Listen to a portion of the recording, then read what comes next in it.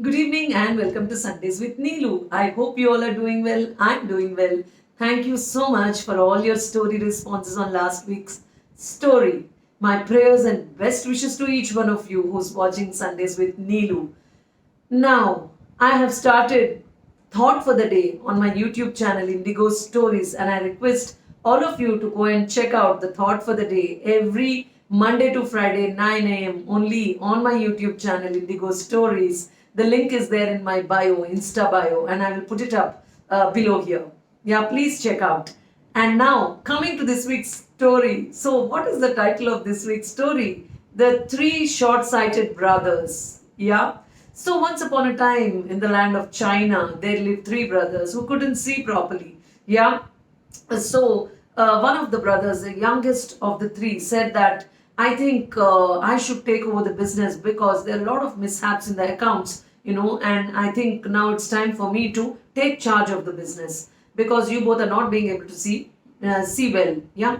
So then the second brother laughed and said, as if you can see properly, how can you do it? I think I'm slightly better than you, so I should take it. Yeah. So I should take over the business. Then the first one said, I think you both are not as good as me, so I can see better than both of you. So I will take over the business. So they debated for a while, and then finally they decided that one of them, the elder brother, said that in the monastery close by, there's going to be an inscription put up tomorrow. There is a ceremony where they will put up an inscription with a tablet there. So any one of us who can read that clearly will be taking over the business. So three of them agreed and they said, okay, now let's sleep. And they all went to bed. So the elder brother went quietly. He sneaked out of the house and he went to the monastery and he found a monk there doing some work. He asked him, I heard that there is a tablet which is going to be put up, a board, which is going to be put up with an inscription tomorrow. Something is going to be written on that. So what is it? So the monk said that, be honest at all times. That is what we are going to put, and the tablet is going to hold that inscription. So the elder brother nodded and he came back and he went to sleep. Then the second brother sneaked out in the night and he went there and he found the same monk. He asked him, I heard that there is a tablet which is going to be put up tomorrow with an inscription. So what does it say? The monk said, everyone seems to be interested in the inscription. Anyway, so the inscription says, be honest at all times. Yeah. So the second brother was slightly clever. So he asked, so what else is going to be there? He said that there's going to be a floral border. It is going to be decorated with flowers as borders.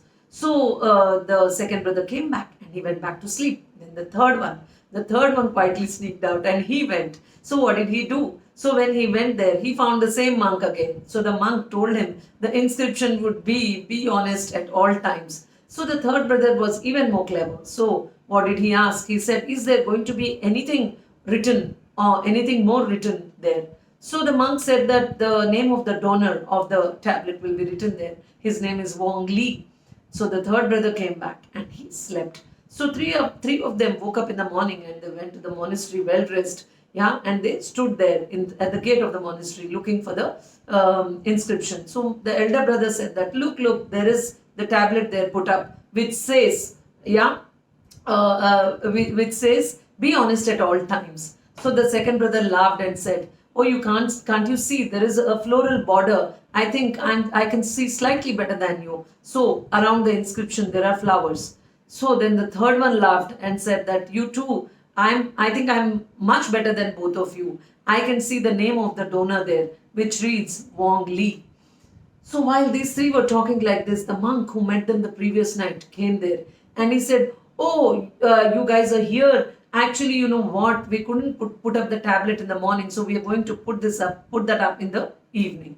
And he walked away. So the three brothers turned pale and they looked at each other's faces. So the message in the story for me is you have to be honest because they were dishonest. That's why they were caught. Yeah. So be honest at all times is the message which I got from the story. So while reading this story, so I remembered a small incident. Yeah. This was about sneaking out. Yeah.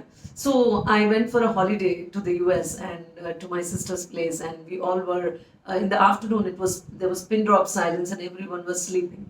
So I was quietly, like, I muted the television and I was watching the television. So then I didn't want anyone to wake up. So, but I was feeling slightly hungry and I wanted to snack.